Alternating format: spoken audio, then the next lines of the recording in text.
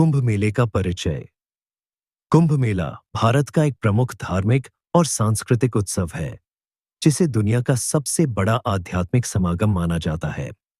यह हर 12 वर्ष में 4 पवित्र स्थलों प्रयागराज, इलाहाबाद, हरिद्वार, उज्जैन और नासिक में से किसी एक पर आयोजित होता है। जब यह मेला 144 वर्षों में एक बार होता है, तो इसे महाकुंभ कहा जाता है। कुंभ मेले का ऐतिहासिक और पौराणिक महत्व है। माना जाता है कि समुद्र मंथन के दौरान अमृत की कुछ बूंदें इन 4 स्थानों पर गिरी थीं, इसलिए यहाँ स्नान करने से मोक्ष की प्राप्ति होती है। इस मेले में करोड़ों श्रद्धालु, साधु संत, नागा साधु और पर्यटक हिस्सा लेते हैं। कुंभ केवल एक धार्मिक आयोजन ही नहीं, बल्कि भारतीय संस्कृति, योग, ध्यान, ज्ञान और अध्यात्म का जीवंत संगम है, जो पूरी दुनिया का ध्यान आकर्षित करता है। महाकुंभ मेला दुनिया का सबसे बड़ा धार्मिक और आध्यात्मिक आयोजन है। यह हर 12 साल में एक बार 4 प्रमुख स्थानों हरिद्वार, प्रयागराज, इलाहाबाद, उज्जैन और नासिक में से किसी एक पर आयोजित होता है। यहाँ कुछ रोचक तथ्य दिए गए हैं। दुनिया का सबसे बड़ा मेला। महाकुंभ में करोड़ों श्रद्धालु, साधु संत, नागा साधु, अखाड़े और पर्यटक शामिल होते हैं। इसे मानवता का सबसे बड़ा समागम माना जाता है। 2.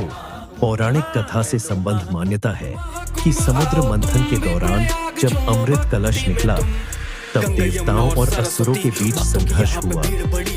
इस दौरान अमृत की कुछ बूंदें 4 स्थानों हरिद्वार, प्रयागराज, उज्जैन और नासिक पर गिरी, जहां कुंभ मेले का आयोजन होता है। 3. सबसे पवित्र स्नान दिवस, शाही स्नान। महाकुंभ में सबसे महत्वपूर्ण स्नान दिवस, शाही स्नान, रॉयल बाथ होता है, जब विभिन्न अखाड़ों के साधु संत पहले स्नान करते हैं। इसे देखने के लिए लाखों श्रद्धालु एकत्रित होते हैं। 4. कुंभ मेला और नासा का अध्ययन। नासा ने महाकुंभ मेले को मानव प्रवास का सबसे बड़ा उदाहरण कहा है। सैटेलाइट से भी इसकी भीड़ को ट्रैक किया गया है, जो अद्वितीय है। 5. अद्भुत नागा साधु और अखाड़े। महाकुंभ में विभिन्न अखाड़ों के नागा साधु, जो नग्न रहते हैं और शरीर पर भस्म लगाते हैं, आकर्षण का केंद्र होते हैं। ये वर्षों तक तपस्या करने के बाद कुंभ में सार्वजनिक रूप से प्रकट होते हैं। 6. महाकुंभ में आध्यात्मिक और सांस्कृतिक आयोजन। यह सिर्फ स्नान का पर्व नहीं, बल्कि आध्यात्मिक चर्चाओं, सत्संग, धार्मिक प्रवचनों, योग शिविरों और सांस्कृतिक कार्यक्रमों का भी प्रमुख केंद्र होता है। 7. प्रशासनिक और वैज्ञानिक चमत्कार।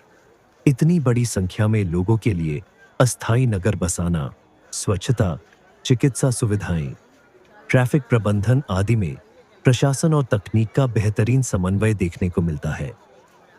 8. विदेशी पर्यटकों के लिए आकर्षण। दुनिया भर से हजारों विदेशी पर्यटक और शोधकर्ता कुंभ मेले में भाग लेते हैं और भारतीय संस्कृति, योग, ध्यान और आध्यात्मिकता को करीब से समझते हैं। 9. प्रयागराज का महाकुंभ। सबसे भव्य प्रयागराज का महाकुंभ, जिसे महाकुंभ भी कहा जाता है, हर 8वें वर्ष आयोजित होता है और हर 144 वर्षों में एक बार महाकुंभ का आयोजन होता है, जो सबसे दुर्लभ होता है। 10. अतिथि देवो भव की परंपरा। कुंभ मेले में सभी साधु संत और श्रद्धालु एक दूसरे का सम्मान करते हैं और बिना किसी भेदभाव के मिलकर रहते हैं, जो भारतीय संस्कृति की वसुधैव कुटुंबकम की भावना को दर्शाता है। महाकुंभ सिर्फ एक धार्मिक आयोजन नहीं, बल्कि आस्था, विज्ञान, संस्कृति और परंपरा का अद्भुत संगम है। कुंभ मेले में सुविधाएं हर बार पहले से बेहतर बनाई जाती हैं, क्योंकि यह दुनिया का सबसे बड़ा धार्मिक आयोजन होता है। प्रशासन और सरकार मिलकर करोड़ों श्रद्धालुओं के लिए अस्थायी लेकिन सुव्यवस्थित व्यवस्था करते हैं। कुछ मुख्य सुविधाएं इस प्रकार थीं। 1. आवास और ठहरने की व्यवस्था। तंबू नगर बसाए जाते हैं, जहां श्रद्धालुओं के लिए अस्थायी आवास बनाए जाते हैं। धर्मशालाएं, होटल और गेस्ट हाउस की व्यवस्था भी होती है। 2. स्वच्छता और शौचालय व्यवस्था।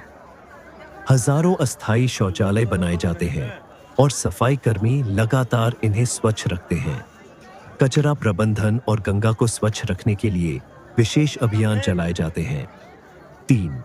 जल और भोजन की सुविधा। मुफ्त भोजन, अन्न क्षेत्र की व्यवस्था की जाती है, जहां श्रद्धालु प्रसाद ग्रहण कर सकते हैं।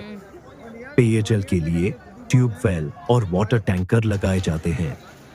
4. चिकित्सा सुविधा। अस्थायी अस्पताल और प्राथमिक चिकित्सा केंद्र स्थापित किए जाते हैं। एम्बुलेंस और मेडिकल टीमें हर समय तैयार रहती हैं। 5. सुरक्षा व्यवस्था।